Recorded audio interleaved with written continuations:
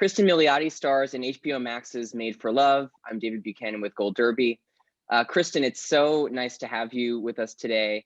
My Thanks, first question, my pleasure. Alyssa Nutting has joked that she's called the show Made for Milioti because of how great, how perfect your casting is for Hazel, the character you play.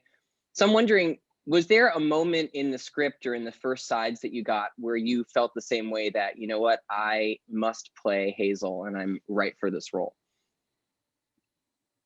Well, I felt that when I first read it, I became very obsessed with it, and I sort of like chased it down relentlessly, and was sort of told at a couple stages really early on when it was still sort of like it definitely had a home at HBO Max. They had like a writer's room, but they didn't know, they were like still figuring out the show, and I kept like banging on doors and was told repeatedly like no. And then and maybe it was just because it was like too early, or I don't know, but I kind of like wouldn't quit because I just never read anything like that before. And I just felt so immediately connected to her, just even in that first episode. I think maybe because of, I don't know, like the performative elements of her personality and how cut off she is from herself. I feel like that's something that I was very interested in exploring that. And I feel like women specifically are really conditioned to be that way in the world. And I thought also it was this like very wild universe that the show took place in. As far as like a day when I feel like I was like, oh, I mean, first of all, what I like to do when I'm on set is imagine all the people that would be better than me. So I don't think there was like ever a day where I was like, nailed it. Like I was like, oh my God, you know who would do this so well? This person, I bet, you know, they weren't available or whatever. Like that's like its own thing. But I can talk to like, there were certain days where I felt like I understood her more or like locked in. And I would say that those were all the elements sort of early on in the show, like at the hub. Yeah, let's talk about that first episode, which I have to imagine felt like being shot out of a cannon because it's so there's so much going on. I mean, there's the kind of present day with Hazel escaping the hub, but there's also a lot of flashbacks to, as you were saying, you know, kind of the deception of the hub, and we start to see and get a better sense of what's actually going on between Hazel and Byron. How hard was it and how fun was it to kind of find the tone and the nuance of that first episode, which, I mean, you know, it has to set the stage for so much of the series. We talked a lot about tone on this show, and I think it's something that we found as we went, because I think the most exciting thing about it, and I'm someone who has like ADD with tone anyway, just as like a consumer, you know, like I like things that sort of have like they're like, I don't know, that sort of like straddle multiple genres or defy all sort of categorization or anything like that.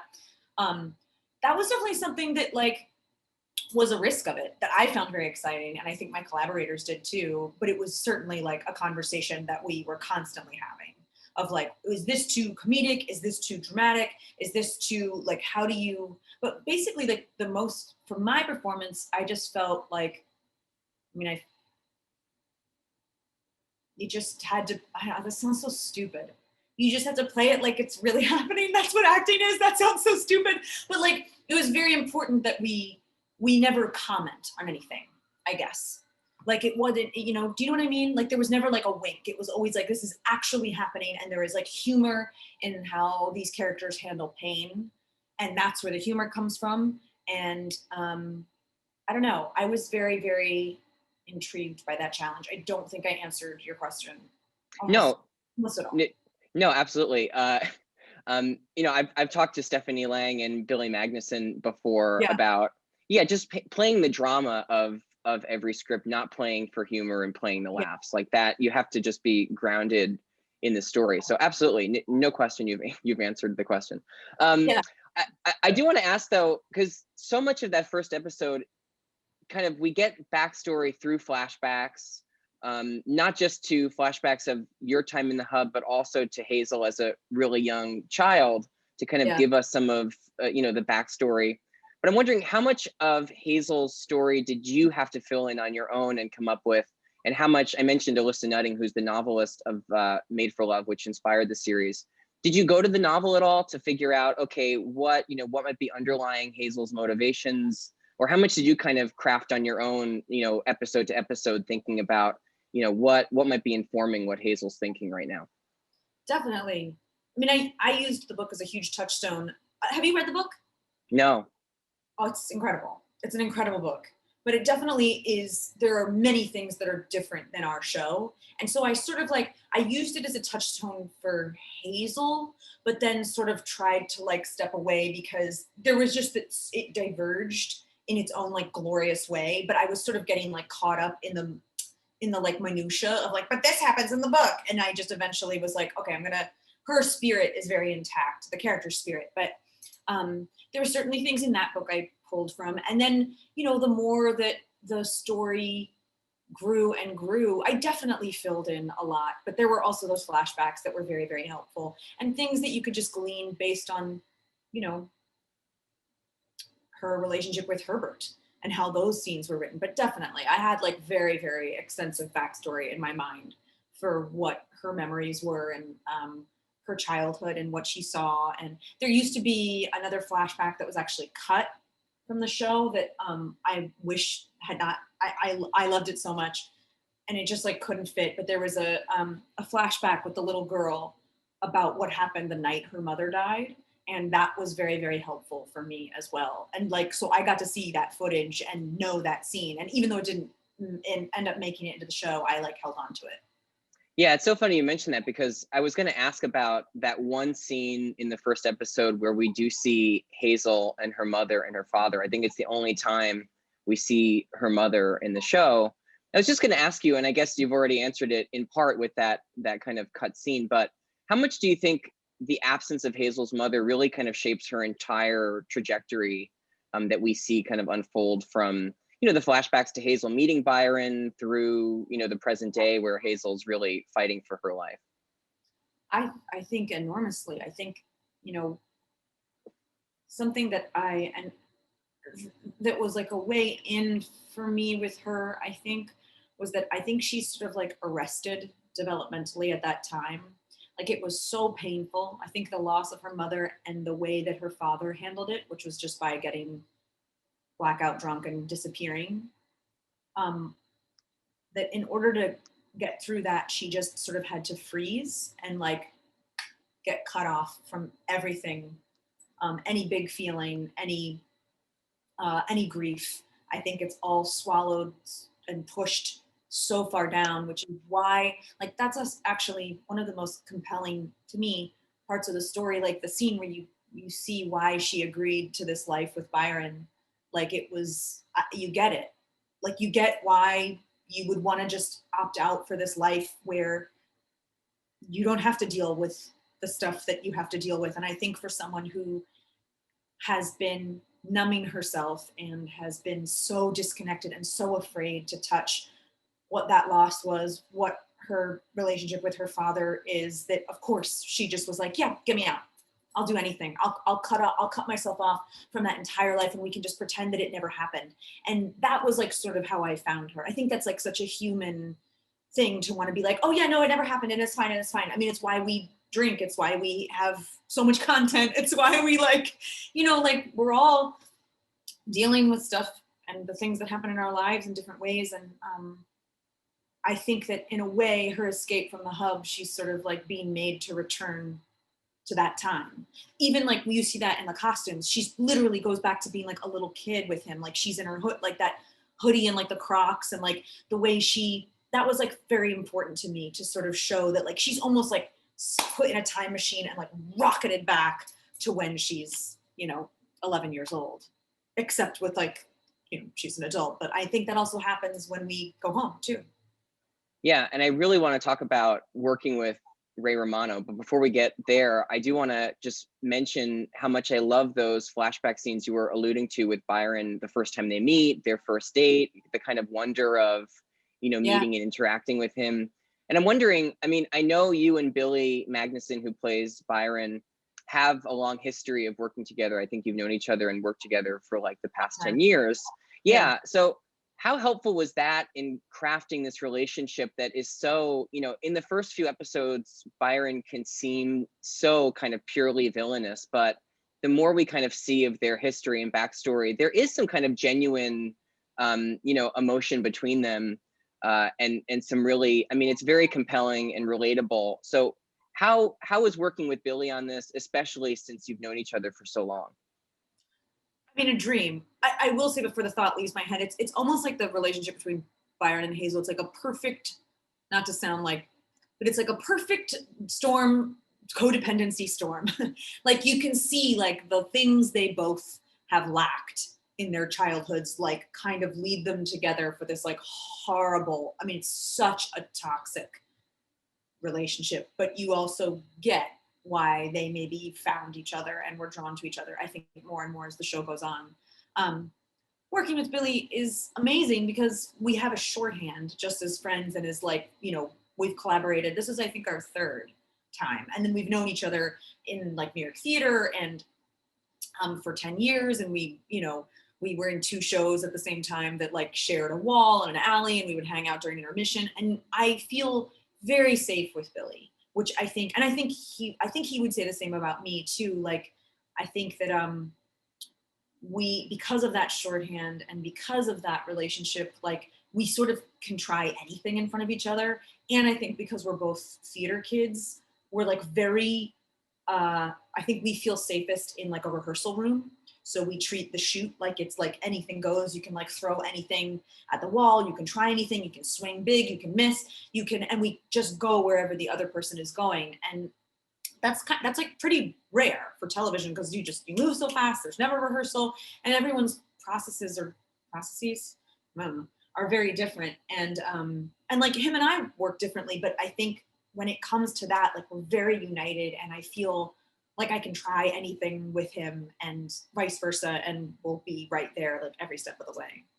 It's a dream to work with him, especially because that stuff between Byron and Hazel is really hard and Yeah.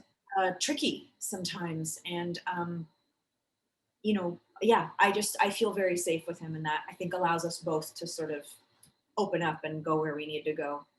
Yeah, I think you can absolutely tell that on the screen. And let's talk about, I just mentioned earlier, I really want to ask about working with Ray Romano, because one of my favorite arcs of the 8 episodes is how Hazel and Herbert, her father, start to repair that very strained relationship.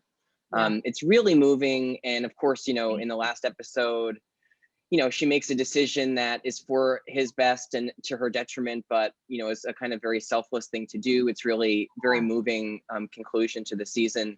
What was it like working with Ray in this very, I mean, he's been doing more and more dramatic work, but all of you, I mean, the three of you and even the entire ensemble has done so much comedy and drama. What Yeah. was it like trying to craft that arc with Ray across 8 episodes and kind of just nailing the kind of nuance of that relationship and its growth? A dream. Ray is a dream. This whole cast is a dream. And like, I also think, and because we're sort of we all have a performance in, we all have a background in live performance too. So I think actually the thing I was talking about with Billy of like, everyone's like very willing to like, just throw anything at the wall and see what works. And that's sort of that's like across the board with all of us. It is such a blessed ensemble. Like that cast is so exciting to work with every single day. And even like our guest stars have the same energy. Like Patty Harrison came on and just like knocked it out of the park. I mean, like it's been the actors on this show are like just my absolute favorites in the world. And working with Ray specifically exceeded all of my expectations because I grew up watching that show. I mean, like it's one of the biggest shows I think to have ever existed. Like it's on TV everywhere all the time, and I've always been such a big admirer of his. And also in the last couple of years, like watching what he chooses to work on is so exciting, and he nails it every single time. And I find him to be incredibly moving and compelling as an actor. And he's also an extremely kind human being. I don't know if you've ever talked to him, but he's like salt of the earth, wonderful. And I felt, you know, similarly to Billy, like I had a really wonderful, open partner. Um, and I felt like I could try anything. It was a joy. It was a real joy. Yeah. That's great. One of my favorite scenes in the season, I think it's in the 7th episode, is when Hazel takes Herbert's plane to Yeah. fly, and she gets that moment of kind of joy and escape. How was that filming for you? I mean, I know you weren't actually flying a plane, but like Yeah. how cathartic was that just to kind of act out after, I guess 6 or 7 episodes of Hazel's, just kind of constantly trying to get out of these different boxes that she's put in. It's such a kind of, for the audience, a really emotional moment. Yeah. Wonderful. Because it was like the one, you know, I was really nervous about shooting that scene also because it was like classically as these things go. I feel like this happens on every single project. They're like, oh, and that emotional scene that's like this thing, that's like this big thing for your character. That's scheduled for the last 45 minutes of the day. And you're like, no, like, you know, just because like it's how it goes. Sometimes, and that was like a situation like that where they were like, and then at the end of the day we're just gonna real quick get that catharsis climax in the in an airplane, and like boom boom, and then you're wrapped.